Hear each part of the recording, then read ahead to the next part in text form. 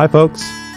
My name is Eric Barnett, and I'm a singer-songwriter based out of Charleston, South Carolina, and you're listening to Songs of the Unsung. Songs of the Unsung is a podcast where I talk to fellow singer-songwriters about their influences, their songwriting, and all things music. This week on the podcast, I have Robert Lighthouse, a Swedish-born and Washington D.C. based musician, guitarist, harmonica player. He plays blues, folk, roots, all things Americana. Robert was part of the last singer-songwriter showcase that we held at Free House, where he shared the stage with Fleming Moore and Danielle Howe. There's going to be videos from that showcase coming up soon on YouTube. It is going to be the last showcase we have for a little bit. I'm concentrating more on the podcasting end of things, and it's all getting to be too much for a one-man operation. That being said, I'm looking to do a lot more podcasts, hopefully release them weekly so we can talk to more singer-songwriters here. And for the time being, go to songsoftheunsung.com for all those podcasts. And if you are a singer-songwriter, feel free to reach out to us. Without any further ado, let's get to our conversation with Robert Lighthouse.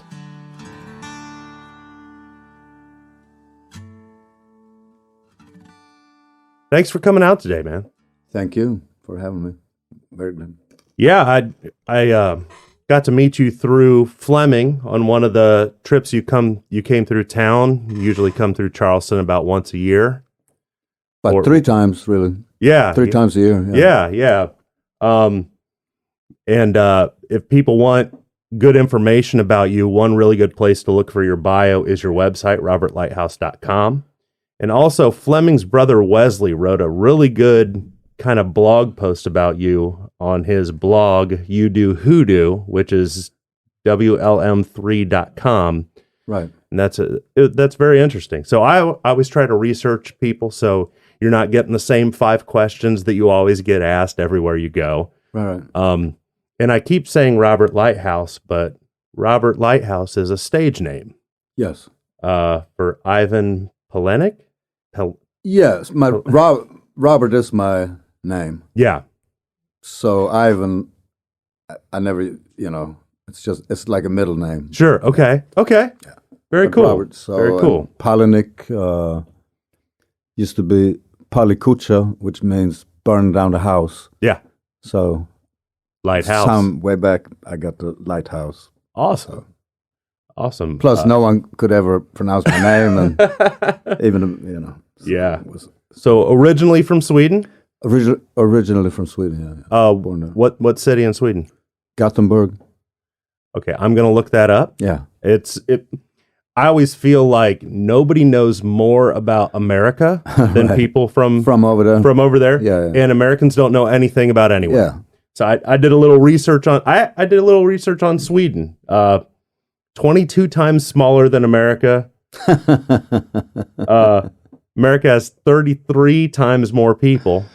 So, but to give it, but it's is it almost as big as California? Maybe. Yeah. Almost, right? Yeah. But Actually, a lot less people. Slightly larger than California. Slightly larger. Yep. So I think. Yep. That's the to get an idea of. Yeah. I think what a lot of Americans don't realize about, because they only know about America, is they don't realize, like, once you go over to Europe, you could be a day's drive from 3 countries. Totally. Yeah. And especially down in the real Europe, because Spain real and European, Germany, and they don't even consider Sweden, right? Real Europe. Right. It's like those northern outposts. You guys get thrown in with Norway and Finland, and it's all kind of said together as one sentence. Yeah. But down there, if you you're Amsterdam and Paris, you're there in like a couple of hours. Or, hop on a train. Hop on a train. Sure. I read somewhere that you were singing Beatles songs at age 3. I was. Yeah. The first music I remember listening to was the Beatles. Wow. And then 14 years old, you heard somebody played you Muddy Waters. Yes. Now, was that on a record? Was that on a 33? That's what all, or if you didn't have records, we had little tapes that you made off cassette tapes that you made it off the records. mix off the records. Yeah. Or if you were lucky, getting something on the radio, maybe. But at that time, what music was popular in Sweden at that time? At that time, music. Well, there was a progressive. It was called prog. Yeah. Prog music. Oh yeah. So there was a lot of great bands actually. Oh yeah. In Sweden too, and it was a whole movement in Europe. Yeah. So you had that, and they were sort of anti-establishment. Yeah. So they hated ABBA and that stuff was not. They were like, oh no. Right. So these were, and often, tunes that was about something. It was not. It was against making money. Like right. It was but there was great bands coming out of that thing. Awesome. But it was also like everybody could join in and play some bongos and flutes. It was end of the hippie era sort of. Okay. Thing. Yeah. I started going out seeing a lot of bands when I was like 13. Really? Yeah. And we lived in a small town. Yeah. But there were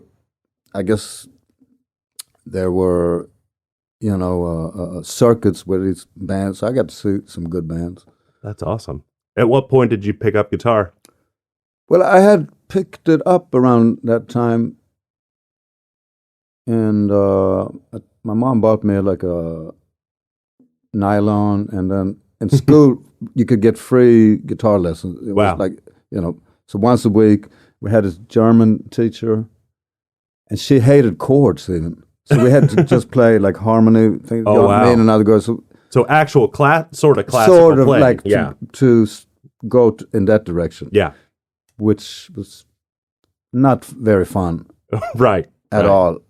And if I had to just, later on I was like, wait a minute, if I had to turn the book on the last page, that was all the charts for chords, but I never even bothered to turn that book around, I guess.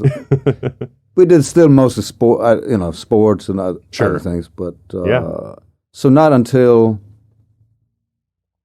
I met that friend of mine, name is Ola, Ola, O-O-L-A. He had some Muddy Waters albums and Jimi Hendrix, and they also had a electric guitar. Okay. And I was like, because back then I was, at least and we didn't hang out yet in music stores. Like later on, we just hung out in music stores. Okay, yeah. But, so just trying to I was just like, and then the first time you can plug into an amplifier and just make a big noise, it's a feeling, and especially, when you're starting to hear Muddy Waters and you hear that raw, just kind of rootsy power, and then Hendrix. Yeah. So that's what. So to go back to what we listened to, Deep Purple. Oh yeah. Nazareth. American band. Yeah. And then Sweet. Remember from Wayne's World with Sweet was big. Sweet. Ballroom Blitz and the So when I saw that show, it's like, because he was from Canada. Okay, yeah. What's his name? Mike Myers. Yeah, so I think the stuff wasn't as big in the States. So anyway, Sweet and that stuff. But, there was no way I could really figure out, or Deep Purple and those bands too, of course, to figure out how to, on that little nylon, like how. So I've been doing some guitar teaching on off, the kids and or kids and adults too. But it's better to, what do you want to, what are you listening to? What are you? Because so they could relate it to stuff they like instead of presenting them some pretty boring melody, even if it, you know what I'm saying? So I think when I started out, I think I only had I got really interested in playing guitar, and my mother tried to send me to guitar lessons, and they wanted to just show me scales. And when I was a kid, I wanted to play what I heard. Yeah. I didn't care about. So a couple of chords would have been much better. At this point, I wish I would have learned all that stuff. But when you're starting out and you want to play what you're hearing. Yeah. And, that we kind of talked the other day how kids these days, they can go on YouTube and have somebody show them how to play. Tons of but yeah, stuff out there. Something about, listening to the radio and the first couple times you actually figure out how to play a riff or something, it's such a cool feeling. Exactly. So when he played Muddy Waters, and that was like the old Alan Lomax field recordings, and then you just hear the single string blues thing, and it just blew my mind. And I just went home that day, because now I can really hear, like, okay, this. So I went home on my little nylon there, just trying to figure out those notes. Yeah. And from there, I was, sort of hooked to figure that out. And then we just listened to the blues, and then Hendrix, and, Yeah. So from then on, both of us, we were like, this is what we're going to do. Like, so he was a guitar player, yeah, too? he was a guitar player. It's so great having somebody where you two are learning together. Yeah. Because you kind of keep each other, you're having fun. Yeah. And he'll learn a couple things, and you'll learn, and you'll kind of compare notes. Yeah, that's awesome. So later on, when I was in 9th grade, I was like 14. In Sweden, we go 9 years, so we don't call it junior high, but I guess it's equivalent of junior high or something. Yep. And I just kind of skipped school. I didn't go because I went into it. And so they let me, because I had done all the kids, they get to do, not what it's called here, but you get to try out a job somewhere. Okay, yeah. Yeah, they call for a couple it of weeks. Job shadowing. Job shadowing, yeah. So I was lucky to do mine at a music store, because that's why. Awesome. Yeah. So after a while, when they saw he's not going to school, but when I went to that job thing at the music a guitar shop. Yeah. Guitar shop was. A guitar store. Yeah. I was there, every. Oh yeah. I was. Oh yeah. Very good. That was it for you. And they love me there. Yeah. So they just let me be there for the rest of that year. Awesome. So I pretty much worked there instead. So I had all these people come in, trying guitars, and I was like learning riffs, just sitting there checking out these older dudes coming in and playing. Yeah. Plus I could sit there myself too. And just seeing other people, you learn something from everybody. Oh man. Yeah. When I learned my first, sort of rock box, that little typical thing. Oh yeah. And then we had other older friends that we hung out, and you guys just sit around and jam, and we would jam. It was all about the guitar. Really. Yeah. Yeah. Guitar and girls. Yeah. Oh. Well, one's to get the other. I mean, the guitar is a tool to get girls. How'd your parents feel about it? At that point, my mom, my dad, told me, because I guess that was at the point where you were going to choose a career in life. Yeah. And I was so not in. We were sort of very outsiders, anyways. So I was like, I'm going to be a musician. Yeah. And my dad, he's from Yugoslavia. Okay. Croatia, hence the name, Ivan Palinic. So he was like, Robert, that's terrible. Musician, you stay up late, drinking and smoking, blah, blah, blah, So, and that doesn't sound like he's talking you out of anything. Well, you're going to be around a lot of drinking and fast women. Right. Which, now that I see his point now, because also it's anyways, but when you're that age, so I mean, and a lot of on the other hand, a lot of kids don't know at all what they want to do, so at least I knew what I wanted to do. I've always thought it's very hard to ask a 16, 17, 18-year-old kid what it is they want to do for the rest of their life when they're still being a kid and they want to have fun. They shouldn't really have to totally pick. It could, I Right. mean, try this out and see what, you Sure. know, after a while you might, you know, Absolutely. shouldn't stress them out, I don't think. Right. Yeah. My it son is there, right? He's 18 right now. Yeah. And, but he plays guitar and he's going to go to Awesome. music school and, you know. So Awesome. that's Well, he's got a dad that, you know, it's always nice to have the family business, you know. He used to say, I'm not going to be a poor blues musician like you, Dad. So, but now anyway, so we'll see. Yeah. Very cool. At what point did you start writing songs? So for the longest time, too, when we played guitar, my dad was like, one time we were at my relatives down in Yugoslavia, and I was like, oh, well, play them something, you know. Mm-hmm. Since I was devoting myself to the guitar, so like, Yeah. let me see here what. But we were like, you know, like learning riffs and solos, pieces of. Yeah. I didn't even, for the longest time, you know, I'm still 16. Right. I mean, knew part of songs. I was very shy about singing at all back then, because, you know. And, But to get put on the spot and asked, like. Yeah, and it wasn't like, I'm going to play you this song and sing it, because that's. Yeah. So I prefer like getting a vibrato and, you know, lead playing. That was like Hendrix, and we listened to that stuff. So it's kind of hard to. But so later on, I went to music school for 1 year. Okay. There, I met. We became good friends.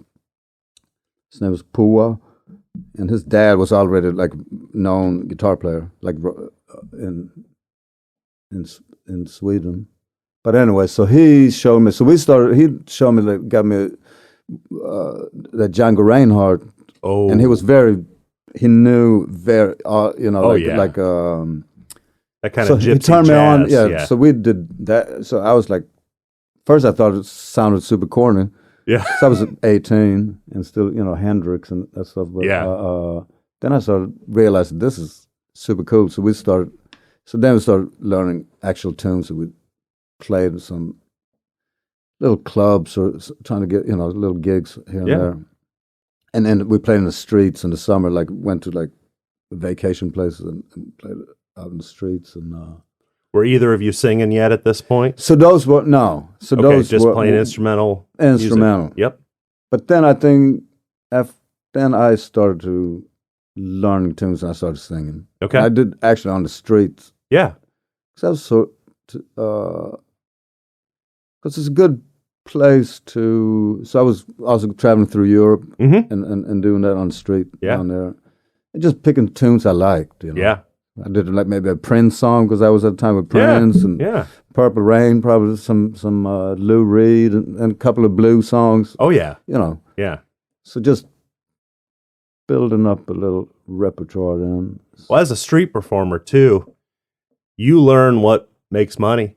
And you learn how to perform, and you learn because you only get people for such a short segment. So I was you there. Can hook them while they're walking by. Totally. So then in D.C. when I really started doing, I really, you know, then I did blues, almost exclusively just playing blues. So 18 years old, is that when you came?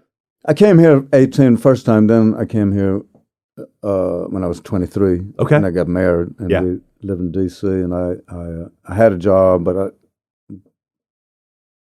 at an antique store because I knew how to refinish antiques. But then I got laid off for there, so then I just started playing in the street.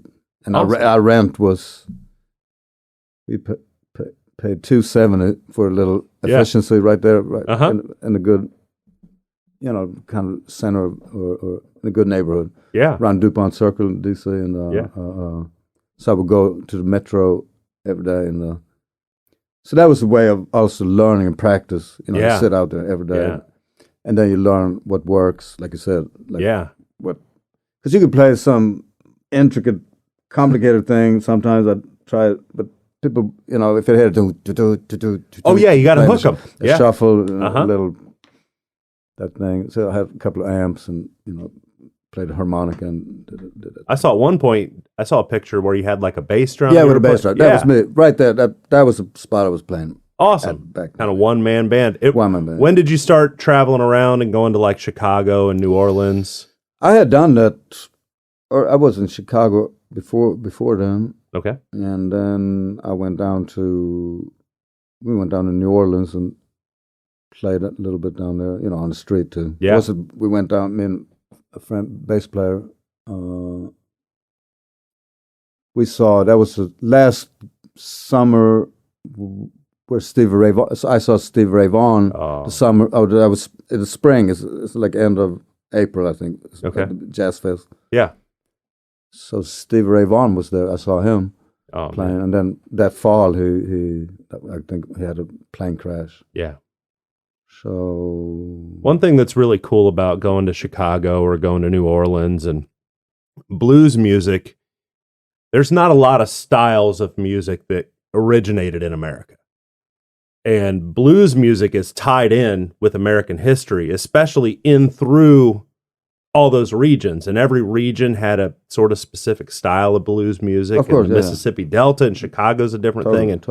And Piedmont up there. Yeah. Closer to D.C., there was a lot of Piedmont players. Right. Actually, what was his name? He had a barbershop. I mean, I played on the same stage with him. What's his name? I mean, it's like some old timers still around when I was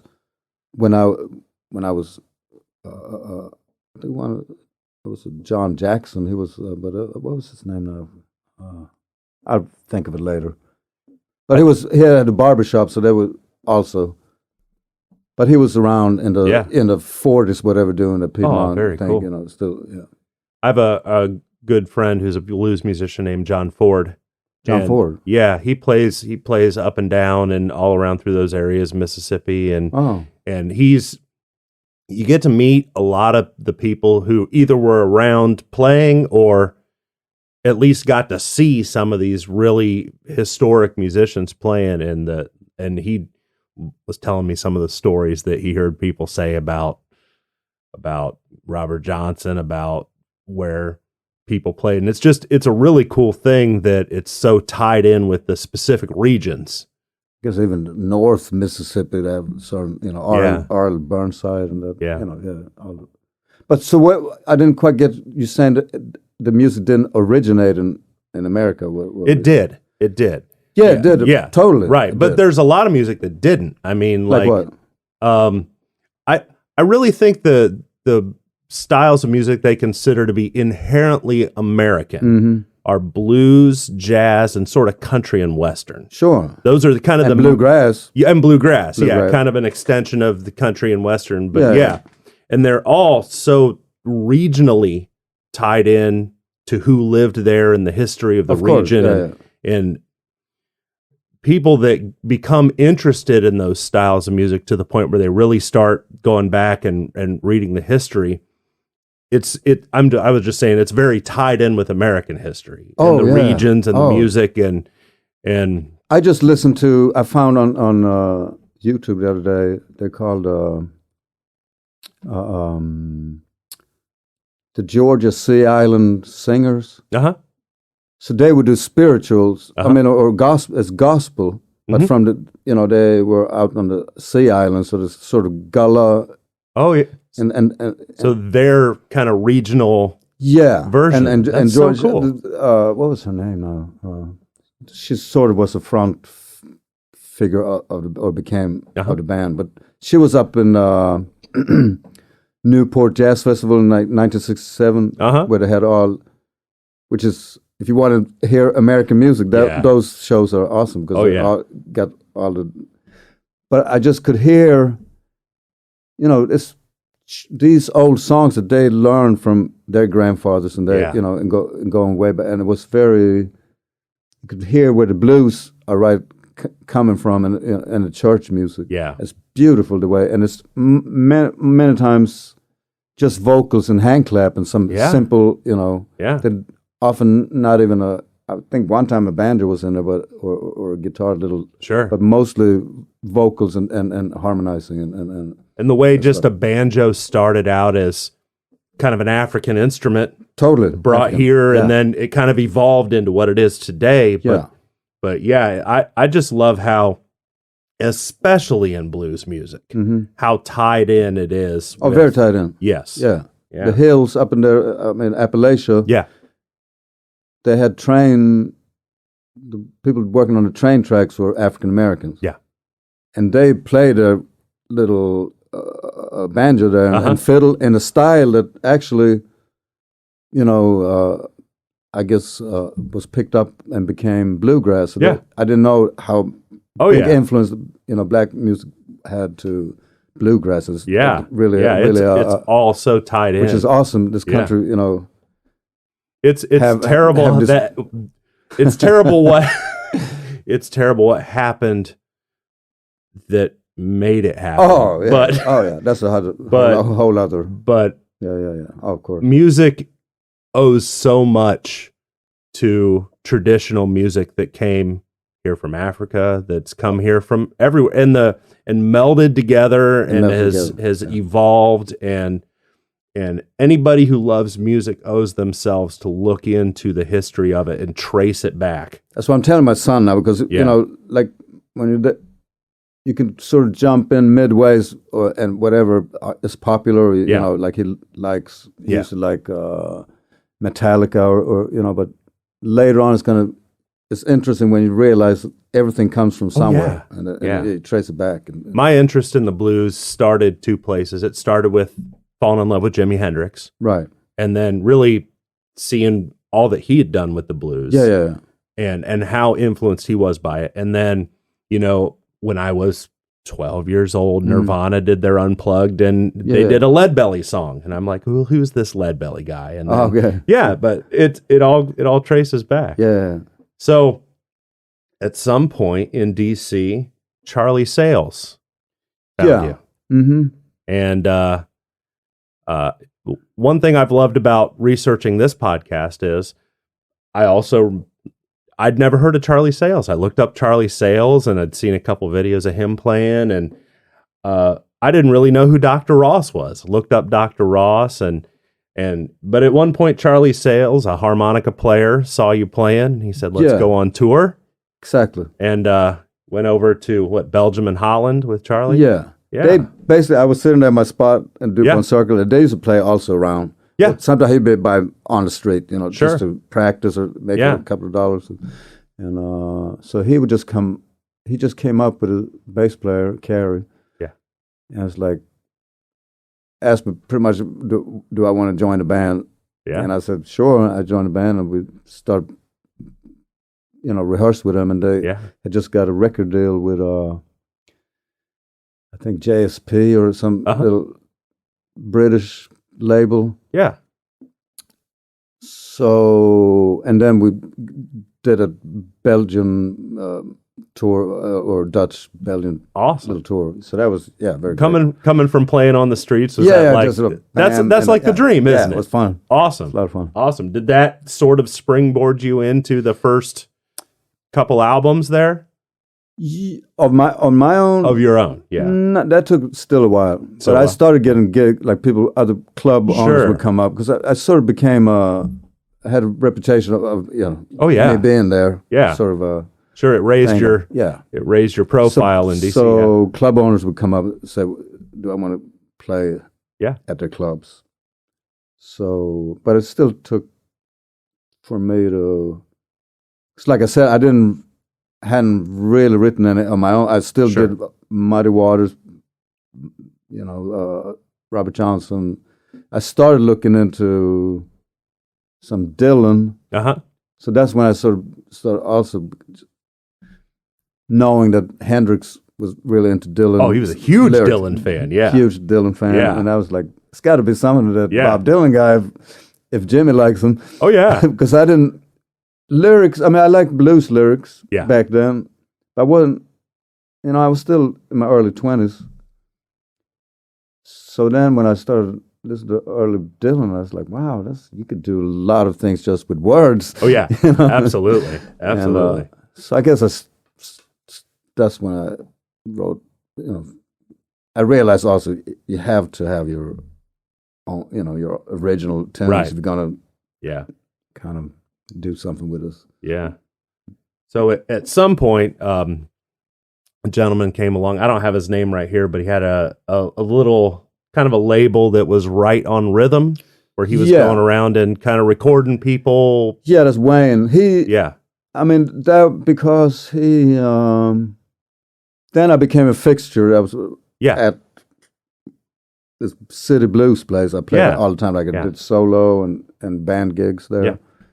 And I, did well for that, Sure. You put food on the table. Yeah, all of a sudden, I and I didn't play on the streets anymore. Right. But I could have also thought like, hey, maybe I should go to New York City or something. It's right up, 4 hours up the road. Yeah. But I didn't. So he, and that was me and a bunch of, there was some great, D.C. musicians playing there all the time. They had live music 7 days every night. Awesome. So he figured, so he did something that was very, many people didn't do it. Yeah. And he didn't really have. There was a place I remember they had a studio and they had like a truck like these guys, so you could go record people at. But that's more bigger production. So he just pretty much just went to, what's it called? That's gone out of the store where you bought microphones. Oh, like Radio Shack. Radio Shack. Yeah. There's no more. No, not anymore. No. Basically went to Radio Shack. Yeah. Bought the cables and some microphones and who knows. Yeah. Because he had been involved in the record industry at some point. Selling records, I think. Sure. Way back. Sure. Remember the character Paul Schaefer in Spinal Tap? Yeah.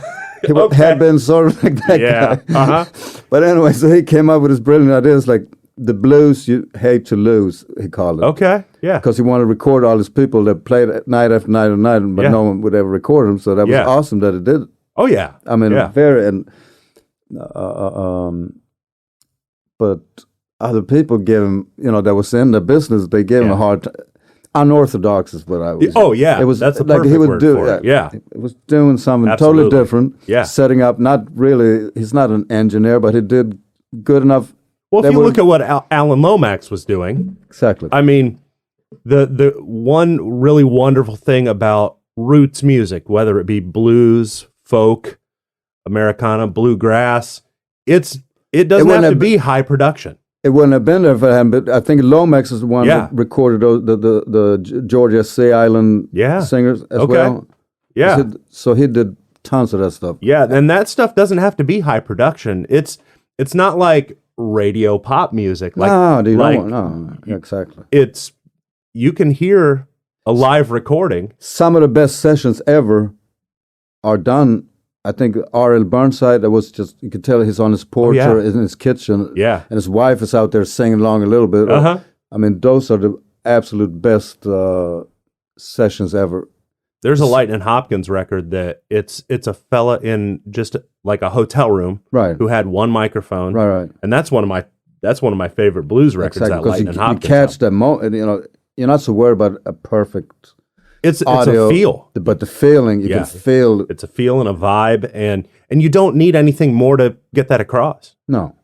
And so you got to know how to set the levels. And there's a little that goes to it, but he had the foresight and to just say, I'm going to go into these places and record people. And Lomax, you mean? No, this person, your fellow you were talking about. Oh Right on Rhythm. Yeah, Wayne Kahn. Wayne, totally.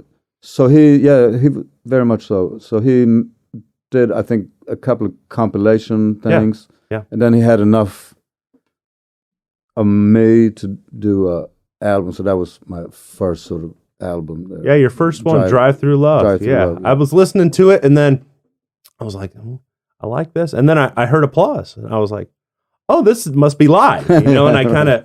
you can't really tell it's live, right? Until they clap. Yeah. And... it's just like when you don't have a physical copy of a record anymore with things streaming. So a lot of the time you just get the cover and the song title. So I'm listening to it and And like, was it the first like 8 songs are just you solo, and then after that's with a band? And I was like, okay, this probably isn't the same day. Yeah. Then I read about it and saw that he had, and it's so cool. I mean, cool. And that's all that was needed to make that happen. Yeah. One thing I really enjoyed about that record, Drive Through Love, is my favorite song off the record is She's the One I Love. That's one I really liked. Okay. And then I saw, just looking at the song titles, I saw Voodoo Child. Right. I was like, awesome. And then I wondered, I said, it says Voodoo Child, and it doesn't say Voodoo Child Slight Return, which is the one everybody plays. Right. And you played Voodoo Child. Right. Night I Was Born. Yeah. So I was like, as a Hendrix fan, you don't hear people play that one. Right. So that was awesome. On acoustic. Like yeah. And then I've seen you play maybe 3 or 4 times, and I've never really seen you cut loose on an electric guitar. Right. You know, I know you can cut loose on a dobro and a acoustic guitar. Yeah. Man, those are some blazing tracks with the band too. And so followed that up with Deep Down in the Mud, kind of a decade later almost. Yeah, it took a while. Yeah. So can't remember, because then so basically same thing, but a different club. I think by that time that City Blues was gone already. Yeah. So I played at a place called Chief Ike's Mambo Room in D.C. Like, I had it every Tuesday, Monday or something like. Yeah. So he started to record there. Well, in the meantime, in between those, other zoo bars, some other local bars in D.C., local music rooms, Well, in between that first and second record, you were starting to play more places and kind of get around a little bit. Yeah. And that first record, it's people like it and sure got you around. Yeah. Awesome. Yeah, it got me down here actually. Yeah. Oh, okay. I know. Was it Shrimp City Slim? Shrimp, yeah. Brought you down here. Gary Irwin. So that's how I ended up coming down here, because he first was up in Camden blues, the down home blues festival down there. So because he liked Dr. Ross, and when he heard I was doing a Dr. Ross thing on the album, that's what got me on that festival. Yeah, that first record had like 2 Dr. Ross songs. Yeah. Awesome. And then the second one, Deep Down in the Mud, again on the Right As Rhythm record label. Yeah. Sort of the same, even though it's a different place, sort of the same format. 8 tunes solo. Yeah. 4 or 5 tunes with the band. Mm-hmm. Basically us playing these local music rooms. And then him recording, and whatever night he was there, and then picking whatever came out, the best ones. The best ones. So it was not like, we're going to play this song so it could be on the album. It was right, you were just playing whatever, the gig and, doing our repertoire. I guess I think it would be easier that way than trying to say, "This is it. This is the record. Let's play." I think I have who I played with a bunch up there was Kevin Mckendree, was a keyboard player. Yeah. Was known in the area. Was playing because he was like a child prodigy. That's so great. And then later he moved down to Nashville, where it's still it's at. And I've recorded one album with him. Okay. And I'm recording with him now. Nice. But his friends down there, Kenneth Blevins is a great drummer who played for John Hyatt. So he was John Hyatt's. Him and fabulous slide player. There's also from I'm talking about. They were John Hyatt's band. Yes. Sonny Landreth. Yes. Sonny Landreth. They were on tour, like they had a Sonny Landreth band with Kenneth Blevins on drums, and I don't know who played bass. But they toured, and then they recorded 2 nights at this great. Of course, they're different level there, of course. But what I'm saying is, you tour and you play every night with your band. Oh yeah. Which I didn't. I mean, my dudes have day jobs and things, and it's not the same. But if you play every night and you're hot, and you pick a good room where you want to record. You record 2 nights. Yeah. And then you pick the best. And then you get album from a show that you did, which I thought was a great way of doing. It is. It's like you being a Hendrix fan. I mean, don't you agree that the live stuff is where it's sort of I mean, if he had a good show. If he had a good show, of course. These days, some of them starting to release stuff that they should have just left in the vaults. Oh, I saw him at Stockholm. I mean, just tell him he was in a bad mood. Yeah. And anyways, that's but the good shows are legendary. Exactly. And because they can take songs, they're not shooting for that 3-minute window. Exactly. And they can take songs into a place. Exactly. That's so I absolutely into a place. That's exactly what I want. Yeah. Because you have the bands that are always going to sound, even Steven, and always going to be never going to sound bad. Always going to sound good, but it's not. Taking way up there. Well, and too, sometimes you'll record a song and then you'll play it live 100 times. Yeah. And make it, and you'll go, oh, now it's the good version. Now exactly. Because you get it tight, and you evolve it into a new thing. And, totally. But some of those shows. Just the energy from the crowd is just right. Oh, yeah. Totally. My favorite song off of that record, Stuck Down in the Mud, the title track. It's about Katrina. Yeah. That is a great song. I've actually sent that to a couple of my friends. And great. That is, it captures the rampant capitalism and it captures just, we've got our priorities wrong. Right. And it's such a well-written song and well performed. And what I enjoy, we talked about different versions of the same song, and that takes us to Democracy Boulevard. Yeah, that's the Democracy Boulevard was recorded with Kevin. Okay, at his studio but he lives in Franklin, right outside of Nashville. Yeah, great album, because it takes a couple tunes off of each of the ones before that were done live. Yeah, and you're cutting it now with a band with really good production. Good production. And we try to keep it because I'm as live as So if I laid some other guitar, or I did on some tunes another vocal. But you've got all the rhythm section in there. But most of the time it's the vocals and everything at the same time. Catching the vibe of it. Yeah. Because I'm not, like I said, that's in this genre of music, I think. You do the click, you play a blues to a click track and you add.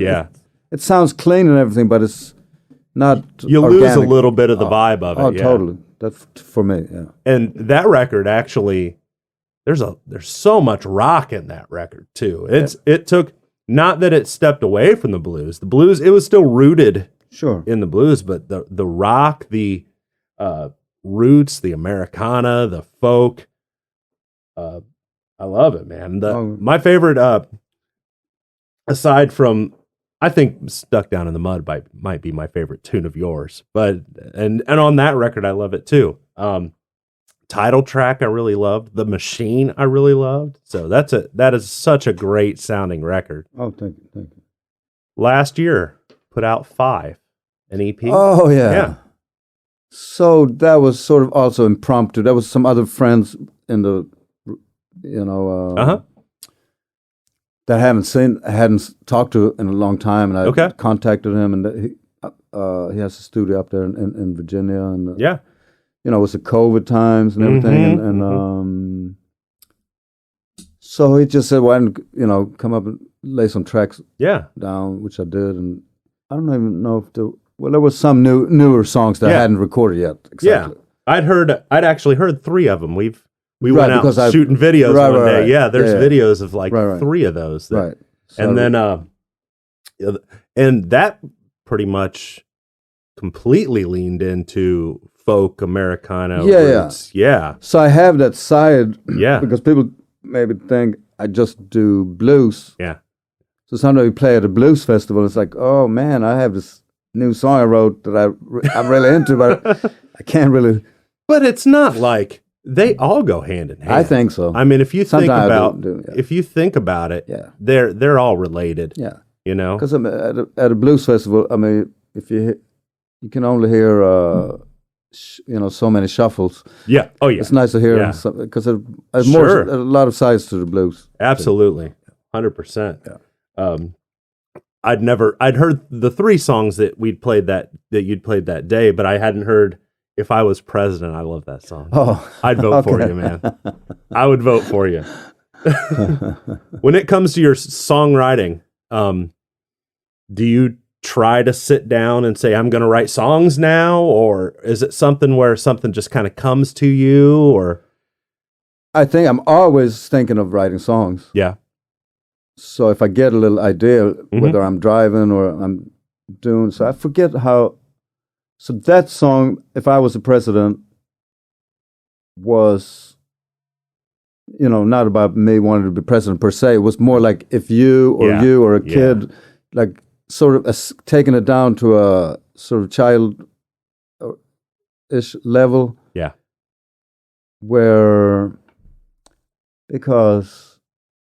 And people responded well to it because they were like, "Oh yeah," and they had ideas for what I would do if I was president, yeah. all the stuff, and Well, you're just asking people to care more. I was just saying, what kind of world would we like to have? That was on a very whether it's possible to do it or not. But let's just take it way down to a level where you ask a 5-year-old or whatever, like that kind of thing. And you know what? Some of the things a 5-year-old would say are right. Yeah, exactly. And it makes me sad that just saying we shouldn't have any more wars is going to make some people mad, and that's ridiculous. And the fact that why can't we aspire to be better and to have clean air and people not living in poverty? Well, they all say that. I mean, I guess they want to do that too. Yeah. Sometimes, but everybody says it. But yeah, that's a great one. Yeah, but on the note also, like, Fleming Moore, our friend, saying how, because I also tend to write pretty depressing, or they're not the jolliest. So I thought of this song. I mean, it's the blues. No. It's the blues, but sometimes I'm like, dang, or darn, I should have some happy thing, or just fun, because there's some great songs that are kind of a little tongue in cheek, kind of just having a little bit of fun. Yeah, actually, "If I Was President" kind of reminded me of, like, you listen to Blaze Foley at all? Who was that? Not that movie Blaze. No, it was about him. Oh, so I haven't. Yeah. I should listen to him. He has one called, I think it's called "Mr. President." Oh, where he kind of he'll do the thing where he'll write the most beautiful song on one hand, and then he'll write another song that it kind of makes you laugh, but while it's making you laugh, you start thinking he's teaching you a lesson. Yeah. So that's what I'm saying. Yeah, that's what I think. You don't want to be up in people's preachy or be up in people's face, like writing on their nose, whatever. And even if I have my political views, I'm not. If people have other views, I'm totally respecting them, and I like to talk, and so it's better to sort of just put questions out there, and like nobody will ever respond to getting in their face. No, but keeping an open dialogue. Well, I think we can all agree and have a little humor in there. If it's humorous, it's always better. Absolutely, 100%. As far as songwriting is concerned, are there any songs out there that you consider to be just the best written song? It doesn't have to be one, but if you think of, are there any Bob Dylan songs? Are there any songs that you say, wow, the way he made those words? Totally. Yeah. And especially, I mean, Bob Dylan would be a perfect example. Yeah. If you talk about as a lyricist or because he does that in so many songs. Like, I mean, "Song to Ramona" would be one that I like, where he sort of wraps up almost everything, all the aspects of life. Yeah. Or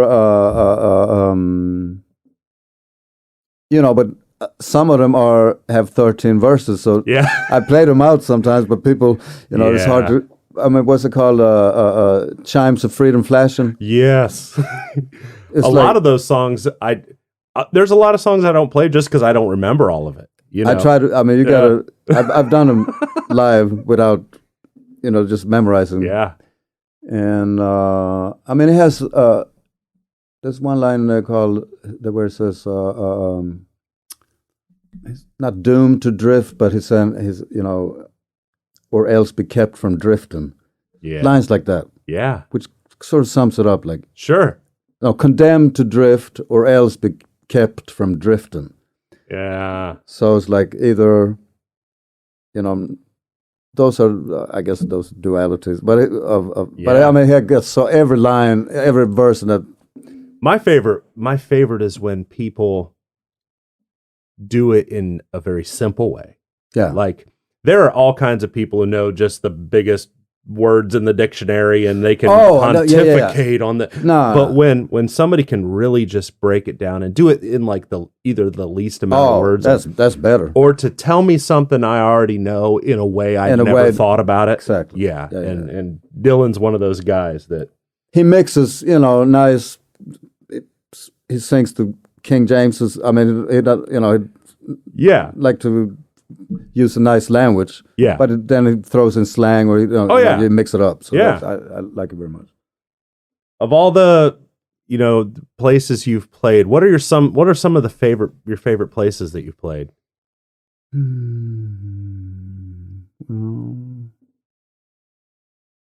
That was a nice place the other night. That was nice. But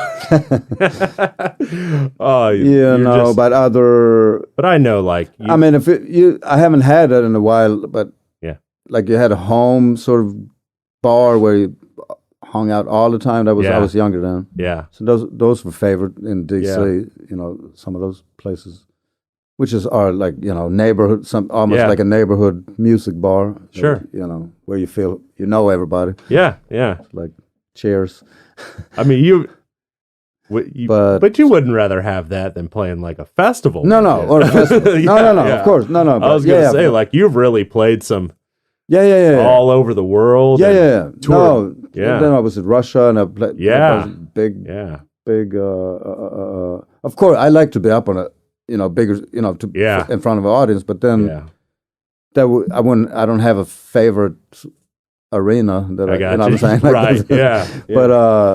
But it's so neat that outdoors festival like the one this summer or whatever, this fall at the what was it out there by the Edisto? Oh, the Blackwater Boogie. It was nice. Yeah, that kind of But just, I mean, the places you've played from street corners to bars to festivals and it's all about reaching people. Sometimes, those house concerts are nice. Yeah. Also, just, I guess it depends on the I think the one audience. of the first times I saw you play was at like a little listening room in Somerville. Right. Yeah, when the thing that Fleming was putting on. What are you working on currently? You said you were working on an album right now? Yeah, I'm recording with Kevin Mckendree down in his rock house. Yeah, that's now got some. They won some. What do you call it? Grammys. Oh wow! For the studio and his recordings. Oh, awesome! Yeah, so he got some. So I'm going back. I got 2 songs that we already recorded. That I suppose I could send them to you, and you could, see if you want to play them sometime. Yeah. On a new, brand new songs that. Awesome, man! I can't wait. So I'm going out there in March again to record some more new material that I've been working on. Awesome, man! I'm looking forward to hearing that. Got a couple songs you want to play for us today? Yeah, I could play a couple of songs. Awesome. Yes. All right, let's hear it. All right. So this song here is called Desert Rose.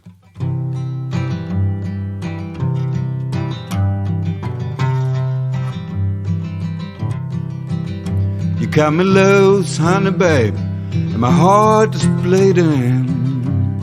On my way out on a wide open road. I got more space now than I ever needed, but there's a good thing coming, my friend has told.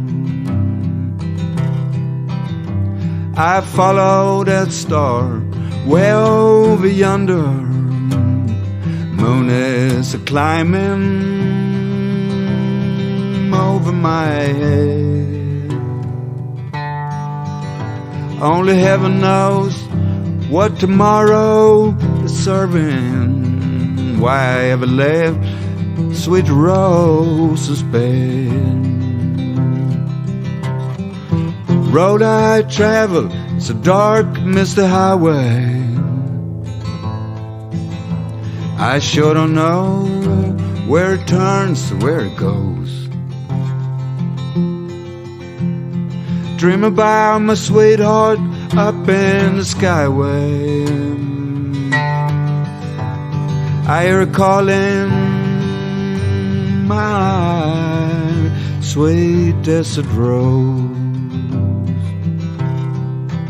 On a Motel 6 in Clinton, Oklahoma, I'm out in the wind with a smoke and a beer.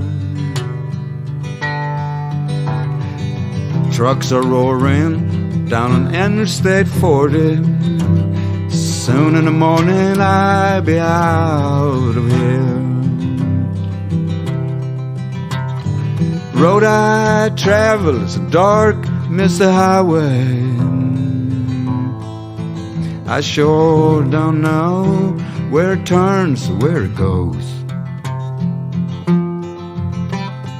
Dream about my sweetheart up in the skyway. I hear her calling my sweet desert rose.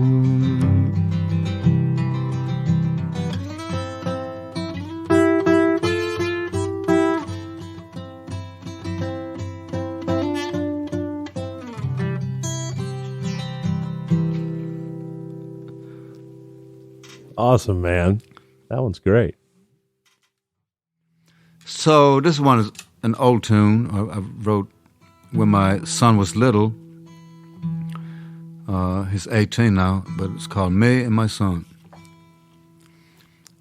The song is about us going to the Potomac River there in Washington.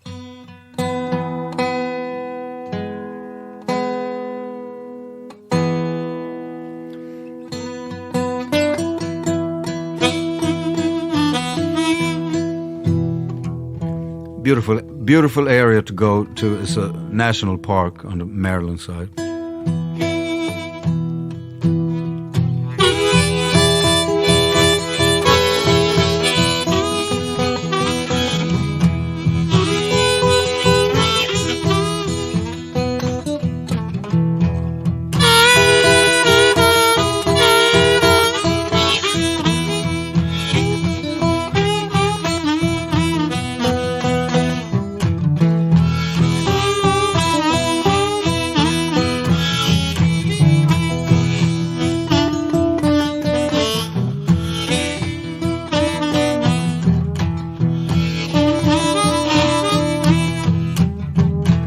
My little son,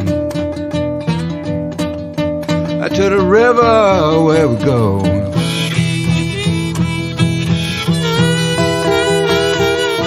Man, my little son, to the river where we go. We say hello, water, sit down and watch it flow.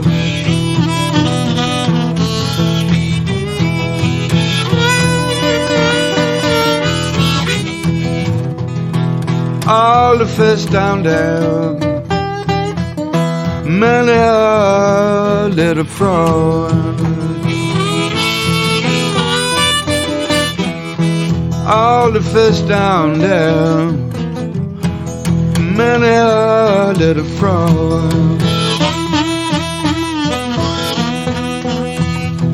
Well, sometimes when we're lucky, the city turned us on, Lord.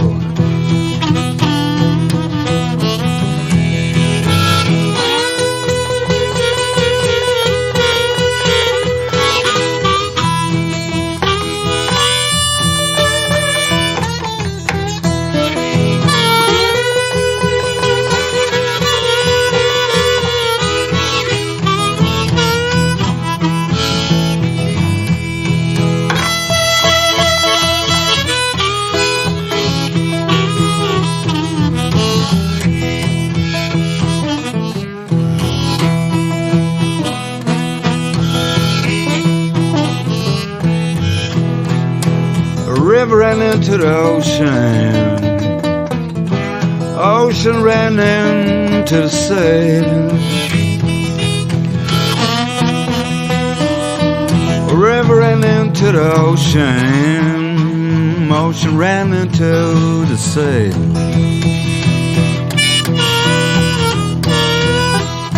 I can't wait till my Sunday back home, man.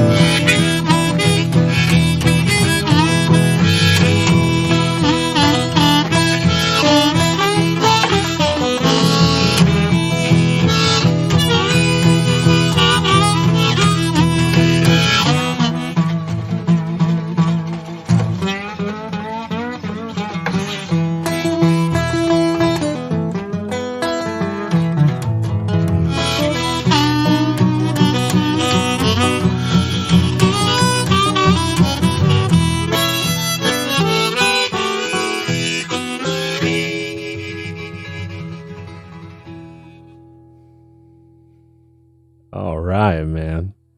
That was great.